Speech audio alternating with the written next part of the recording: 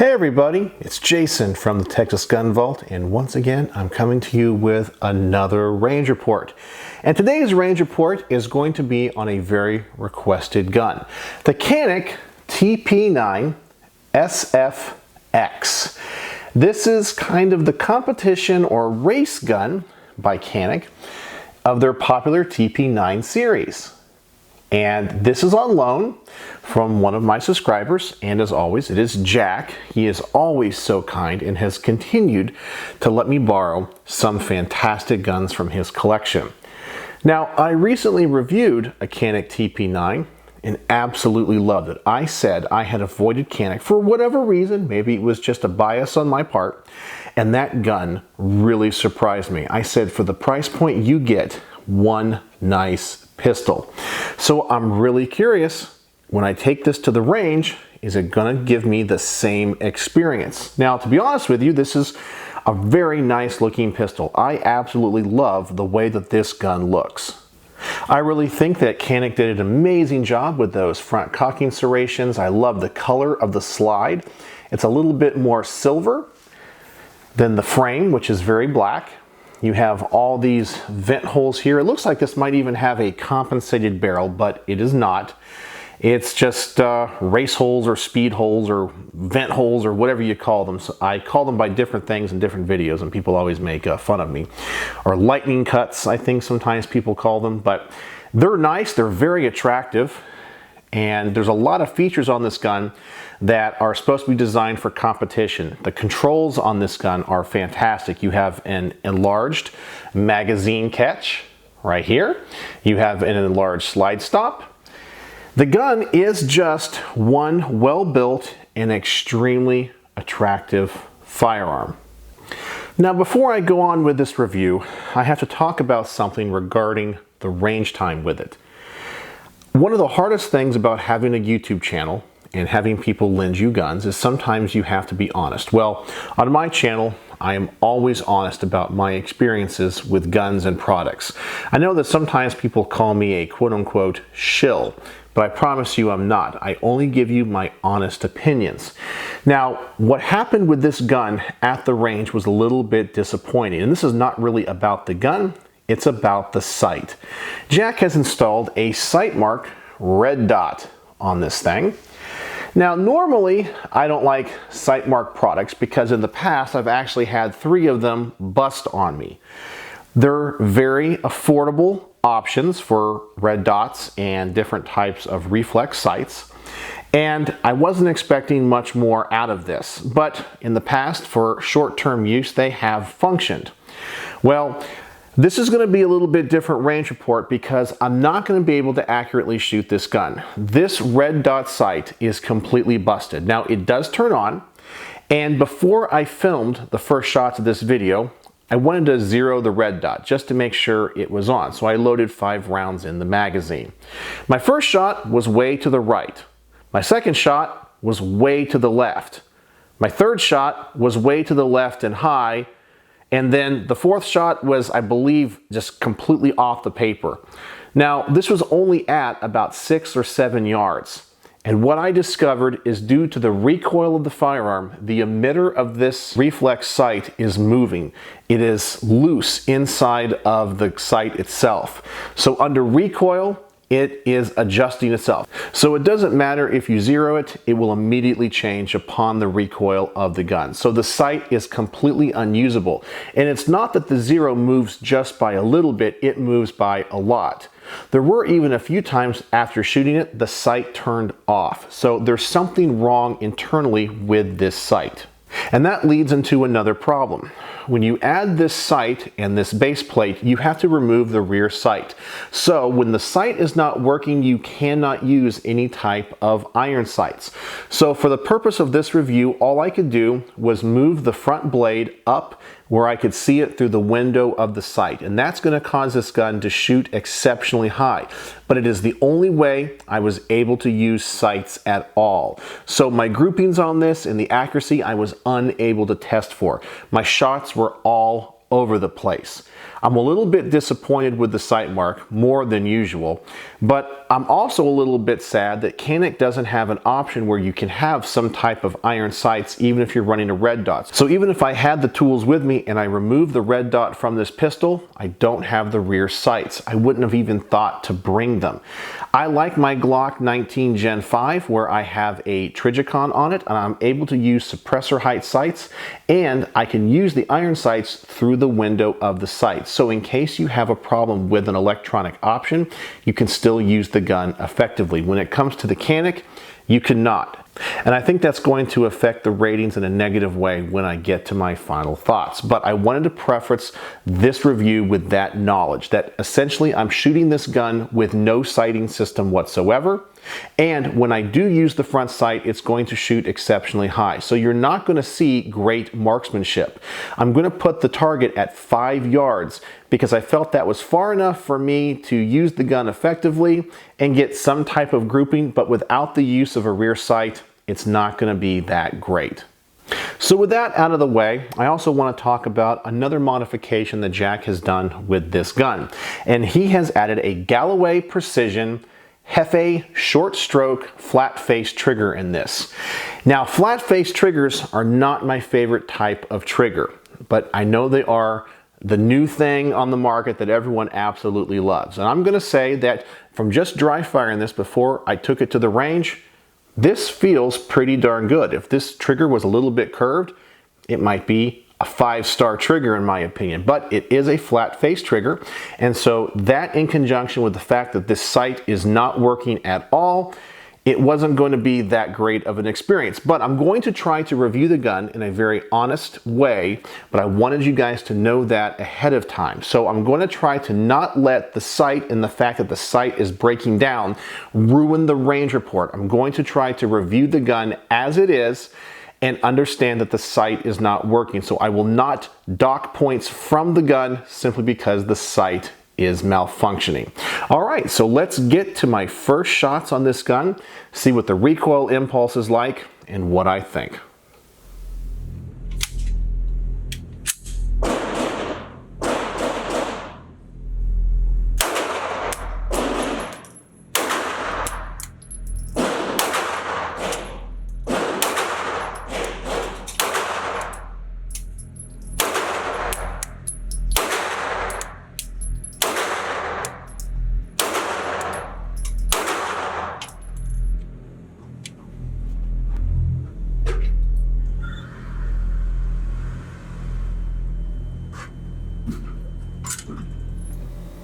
All right, so the grouping was not too bad considering I had no rear sight for windage, and the elevation is all messed up because I had to raise the front sight up so I could see it through the window.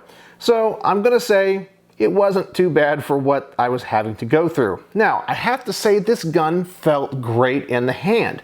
The Canik already has a really good trigger in it. When I reviewed the TP9, the standard model, it was fantastic. I gotta say, this trigger upgrade makes it even nicer. So I'm gonna say Jack did a great job in selecting this particular trigger. My only complaint still is that it is a flat face trigger. But besides that, it has a very predictable break, a very short take up. The reset is extremely short. It is a really nice feeling trigger. So if they offered the same mechanics in a slightly curved one, it would be a 5 out of 5 star. Now the Caniks already have a great trigger, so I don't know if I owned one, if I would personally upgrade it, but if you definitely want to make it better, I would check out one of these Galloway Precision triggers. I was pretty impressed with it. The other thing that I'm still impressed with is the aesthetics of this gun. It is a very attractive gun. The more I handle it, the more I shot it, the more I liked it. And this particular example is imported by Century Arms. I'm not sure if they're all imported by Century Arms. They might be. And I'm really impressed with the fact of how they engraved the guns to make it look like it was stock from when they were built in turkey. Now that's another thing too that I know some people are not going to like about these guns, is that they're made in Turkey. Every time I post some type of video about a gun made in a foreign country, especially one that might not be a complete ally of the United States, you have people that say, I would never buy a gun from that country. I'm not saying that you should. I'm just saying that that's where this is from, and I think they do a pretty darn good job. I also have people say that it shouldn't matter where a gun comes from. I don't like how the gun community can become so polarized over such trivial things. But if it does bother you, don't buy it. If it doesn't bother you, buy it. If you like Caniks, buy it. So far, my impressions of this gun is relatively positive. Another thing I want to talk about when it comes to the flat face trigger and how polarized people can be is I did a video over on the Texas Gun Vault 2. I think it was a change my mind video. I said flat face triggers suck, change my mind. And I got a lot of negative comments and a lot of thumbs down on that video. It really surprises me that just because I have a different opinion than someone else in the firearms industry, I am hated. You're an idiot. I can't believe you think that. Blah, blah, blah. I'm unsubscribing because you don't like flat face triggers. Well, whatever. But anyway, go check out that video and tell me what you think. Change my mind. Am I completely wrong with these flat face triggers? Who knows? Well, although I'm not having the most enjoyable experience with this gun because of the sight, I'm still going to put a few more mags down range and see if I can tighten up these groupings and if I discover anything else about the gun I like or don't like.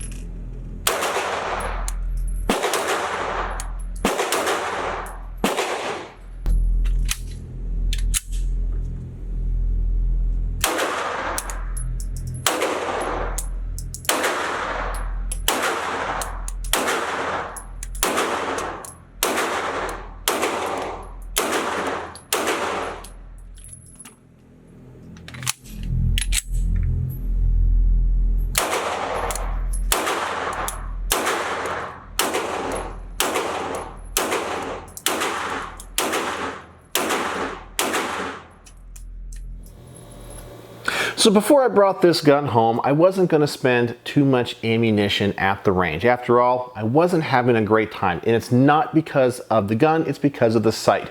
It's no fun if you don't have any sights and your shots are all over the place, even at 5 yards. It was kind of embarrassing. There were some other people there, and I knew they had no idea that this sight wasn't working. I'm sure they were looking at me going, man, he's a terrible shot. Well, I'm not the greatest shot anyway, but it was pretty bad. But before I left, I did want to put some hollow points through this to see if there's any function problems. Sometimes you have these performance guns that only like to use ball ammunition, and sometimes foreign-made guns, especially from countries where the laws might say you can't use hollow points for some reason because they seem to think they are uncivilized. But anyway, I put a magazine of hollow points through this just to make sure that they function.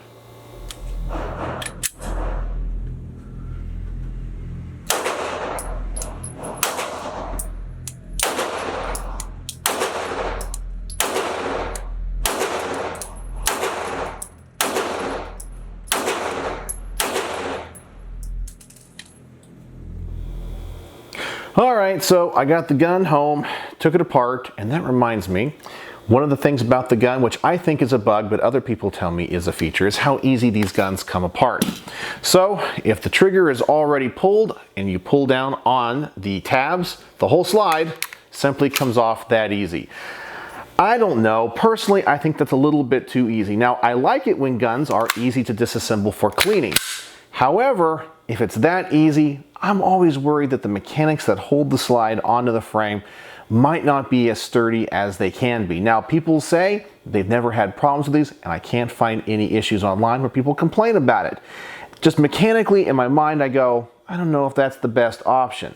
Personally, as I said, I think it's a bug. Other people say it's a feature. You decide for yourself. But I'm not going to dock any points for that. It's just the way the gun is. Overall, the recoil was really nice, and I want to say, if I actually had a pretty good sighting system, this thing would have been spot on. I was impressed with the last Canik that I shot, and I'm impressed with this one.